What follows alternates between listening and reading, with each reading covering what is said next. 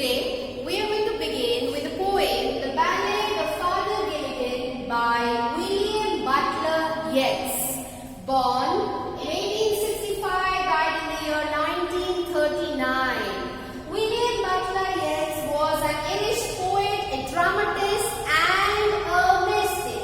He was awarded the Nobel Prize for Literature in the year 1923. The Ballad of Father Gilligan. Ballad. What does ballad mean? Ballad is actually a narrative which is sung in the form of stanzas rather than tell a story.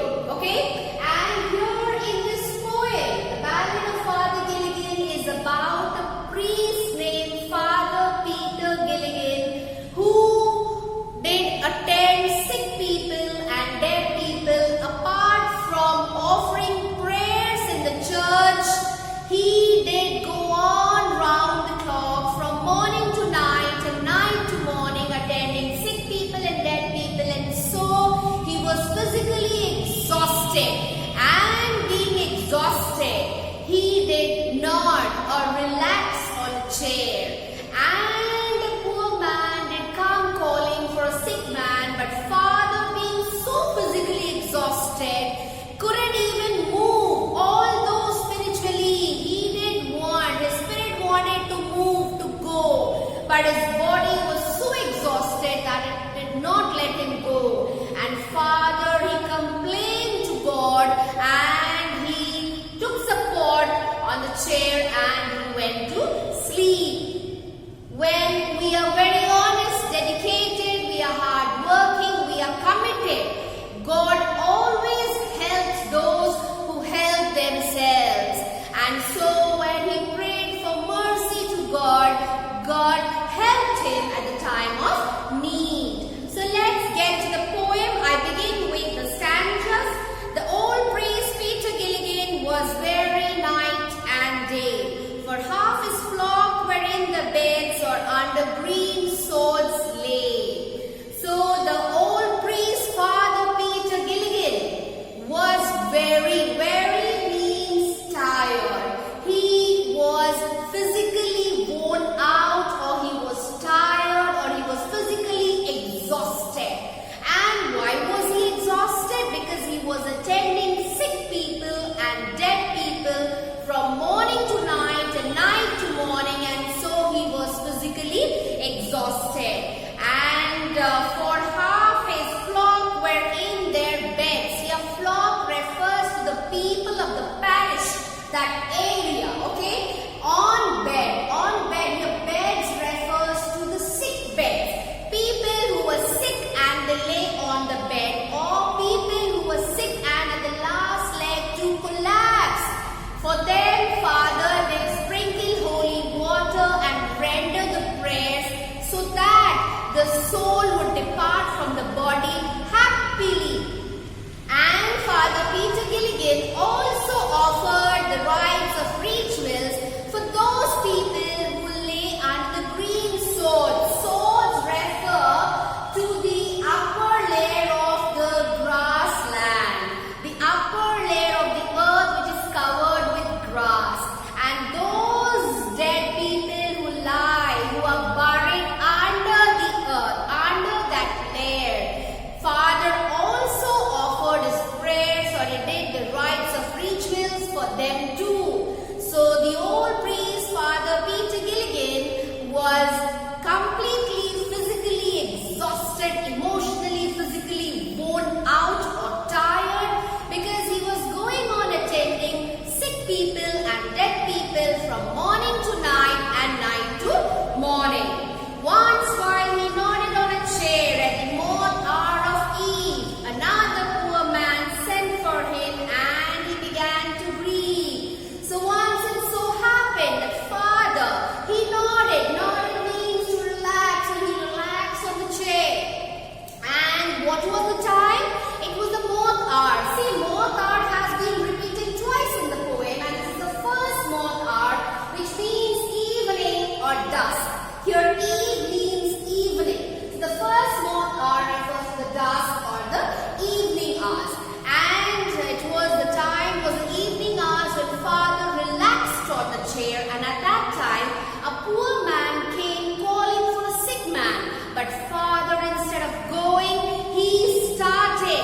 complain. Here, grieve means feel intense sorrow. Okay? Feel intense sorrow. So, father feeling sorrowful, he started to complain. Complain, he did not complain to the poor person or the sick man. He complained to God. What did he complain to God? I have no rest, nor joy, nor peace, for people die and die. And after cried he, God forgave, my body spake, not I. So what did father complain when a poor man came calling for a sick man? Father complained to God about having no rest, no joy, no peace, because 24 into 7, all round the clock, he was just going on attending sick people and dead people, and so he was physically, emotionally worn out. Although spiritually he wanted to go, he wanted to attend the sick person, but his body was not allowing him to speak, means to speak. His body was saying, his body was not letting him move, although he was a duty-bound person. He wanted to go, but his physically exhausted body was not allowing him to go. He knelt and leaning on the chair, he prayed and fell asleep, and the moth hour went from the fields and the stars began to peep. See, knelt is mentioned twice in the poem. So this is the first time knelt is mentioned here.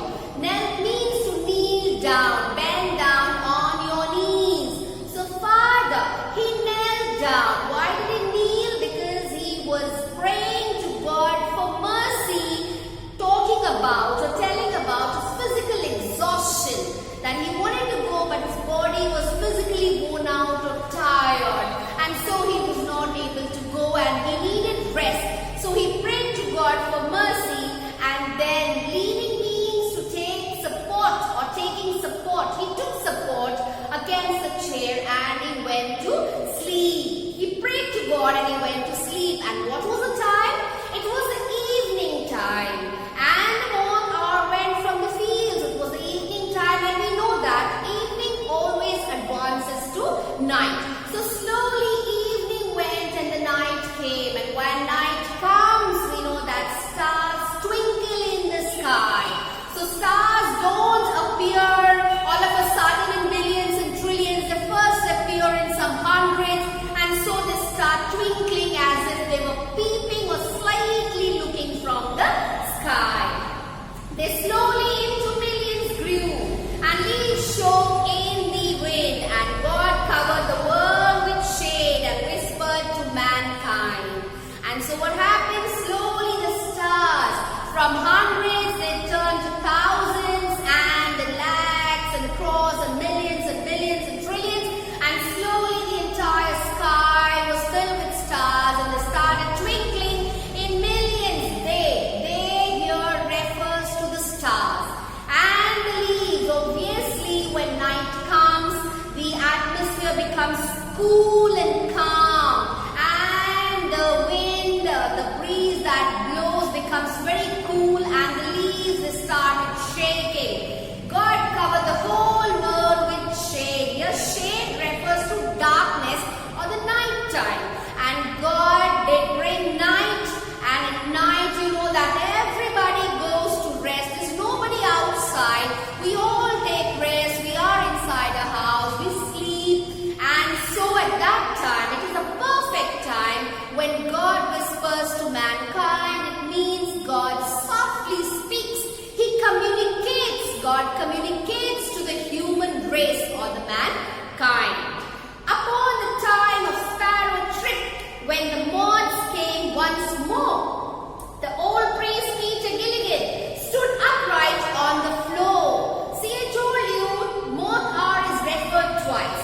The first moth hour referred was dusk or evening, and now we have the second moth hour in this stanza. Upon the time of sparrow trip. Sparrow trip or tripping of the sparrow marks the very early morning. Do remember this? Tripping of the sparrow marks the very early morning. And so he says, when the moth hour came once more, then the second moth hour is referred, which means dawn or very early morning.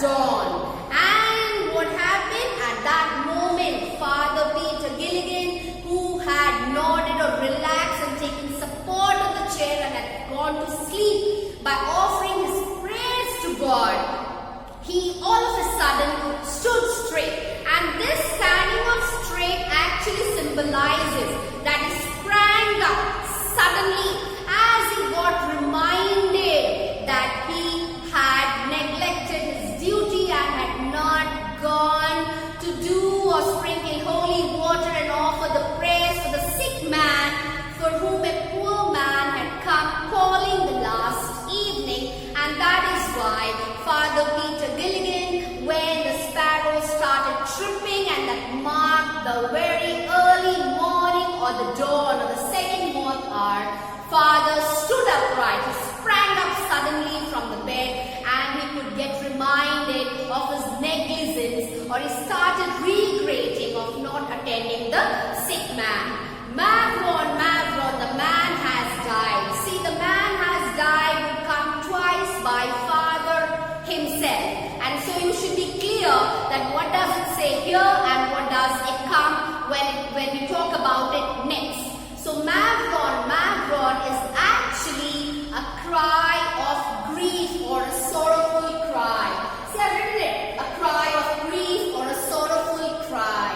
Okay, and it actually is like when we say a last sorrowful cry or a sorrowful reflection when we address our wrong deeds, our wrong work to the Almighty. We try to say, oh God, this is what I have done. This is the wrong thing that I have done. So it's Mavron, Mavron. So the Father Peter Gilligan, he gets reminded of his negligence. He gets reminded, he feels grateful now that he had not gone to attend the sick man, and he is assuming, he is thinking, he is imagining that the man must have died. When he says the man has died, he is assuming or is imagining and thinking that the man must have died, and so he gives a sorrowful expression or a cry of grief by saying Mavron, Mavron, as he is begging excuse, addressing his wrong deed to the Almighty. While I slept on the chair, he roused his horse out of its sleep and rode with little care. Rouse means to awaken. He awakened, he awoke, he awakened his horse and he rode, he started riding with little care. Little care means no care at all, because Father was now feeling regretful of what he had done the last evening. So he was just concerned of reaching the sick man's house. He had no care and he rode the horse and he wanted to reach the sick man's house. He rode now as he never rode, by rocky lane and fen. The sick man's wife opened the door. Father, you come again? What happens here? Father Peter Gilligan, he rode the horse very fast, and he had never rode so fast prior to that.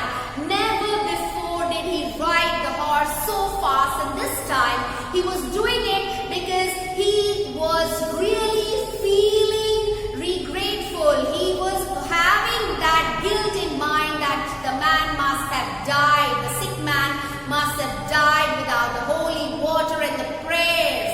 And so he just wanted to reach his house, and he didn't even bother about the lane and fen. Lane means narrow land or the passage through which he was going, and fen means the marshy bush, the bushes, the herbs, the branches of the trees that's grown unevenly onto the lanes, onto the roads. He didn't worry about anything. He just was concerned to go and reach the sick man's house.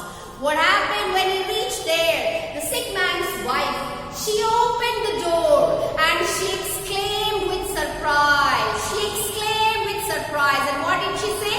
Father, you come again. She has used the word again here. Again means doing something for the next time, or doing something again, once again. You do it again after getting reminded or letting you know. When you start doing something again and again, once again, that is called again. And so she exclaims with surprised. Father, you come again. Why does she exclaim, saying, Father, she come again, you have come again? Because the sick man's wife, she was surprised to see Father for the second time. According to her, she was witnessing or seeing Father for the second time. And is the poor man dead? He cried. He died an hour ago.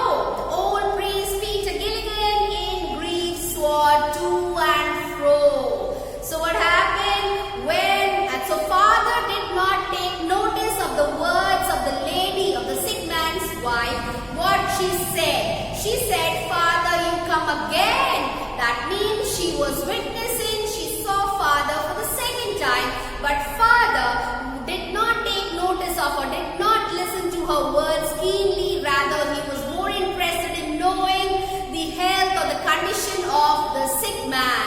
So again he is asking, and is the poor man dead? Here, in the previous stanza, the man has died. Father was assuming, he was thinking or imagining the man must have died. But here, Father is asking the sick man's wife, that is the sick man dead or alive? That is the only difference. That is assumption. Here he is asking. And what does the lady say? An hour ago. And the moment she says, an hour ago, my husband died, Father feels completely down. And he feels very low because he understands that it was his mistake. He feels guilty. He feels sorrowful. Grief means sorrowful. He feels sad. And swore to and fro means he starts moving from one side to another side, standing there in front of the sick man's house or near the threshold. He doesn't move from there. He regrets. He feels guilty that he couldn't attend the sick man. He couldn't sprinkle the holy water.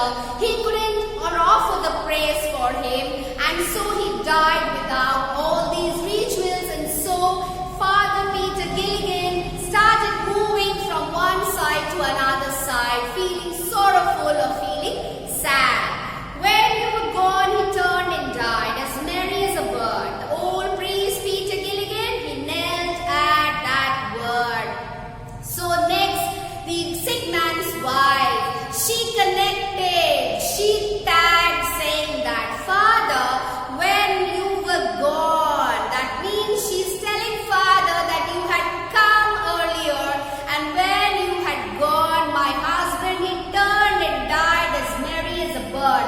As merry as a bird is the line of the quote which refers as happy as a bird. And so when this question comes as merry as a bird, it is a comparison. It is a comparison of the sick man's soul departing from his body happily like a bird flying high in the sky. Happily, it's a comparison with a happy flying bird or a happy bird.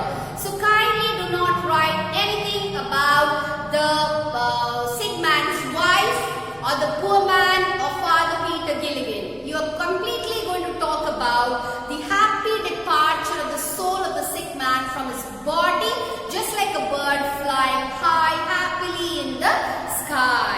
And when Father heard that when you had come and you went and my husband died as happy as a bird, merry means happy, as merry as a bird, Father Peter Gilligan could understand. He could understand that he could know that he had not come. He had slept on the chair. He had taken support and he had relaxed on the chair. Then who had come? It was God's miracle. It was God's miracle. It was God who had sent an angel in guise as Peter Gilligan, and so he knelt. Again the word knelt has come. Here knelt means Father kneeled down to show his gratitude or thankfulness to God. He who hath made the night of stars and for souls who tire and bleed, sent one of his angels, great angels, down to help me in my need. He who hath means has, he means almighty. So Father Peter Gilligan is saying, oh God,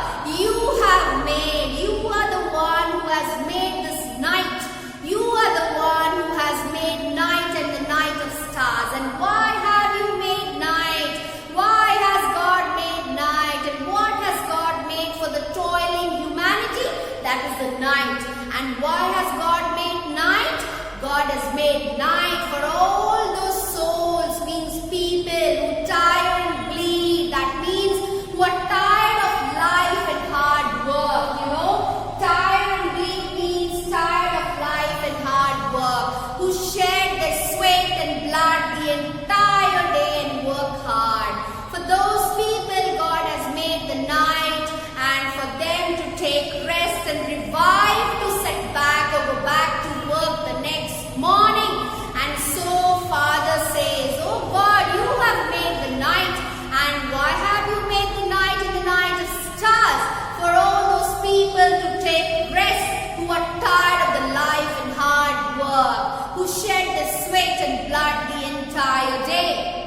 And where you did help me by sending an angel in guise as Peter Gilligan to perform the rituals, to sprinkle the holy water, to render the prayers for the sick man so that his soul could depart happily from his body. And that was the help that you did to me. God, what the need here when Father says, in my need refers to Father Peter Gilligan's need. When he went to sleep complaining about having no rest, no joy, no peace, at that time, God helped him by sending an angel in guise as Peter Gilligan to the sick man's house. See, God has performed two duties here. God has helped Peter Gilligan at the time of need, and God has also helped the sick man by sending an angel in guise as Peter Gilligan, who could perform, who could sprinkle the holy water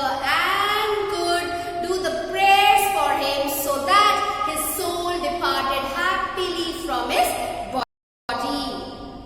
He who is wrapped in purple robes with planets in his care had pity on the least of things asleep upon a chair. So the last stanza is where Father is glorifying God. He's singing, he's saying how powerful, how mighty, almighty is God is. Wrapped in purple robes here, wrapped in purple robes. Purple is actually a color that is associated with nobility. Purple is actually a color which is associated with nobility. Here he's talking about God who is all, merciful. And it's actually a conventional depiction of God where it's been described that how God is all powerful and merciful. God is mightier than the mightiest. He is the ocean of mercy and love. And everything is under His care. Care means control. Everything is under the control of God. Everything is in His hands. But still He has a vast, broad universe to look after and see. But still He could feel, He could see the pain. He could listen to the prayers of Father Peter Gilligan and help him in need. The least of thing, Father refers to Himself as the least of thing. I repeat, Father Peter Gilligan refers to himself as the least of thing. And so he says, although God is mighty than the mightiest, He's powerful, He's merciful. God, and it's clearly, it's actually a depiction, it's a description of God and how God is the ocean of love and mercy, and He has a broad universe to look after, to take care of. But still God could feel the importance, the need to help Father Peter Gilligan, a least of thing. And Father refers to Himself as a least of thing when He slept on the chair. Clear?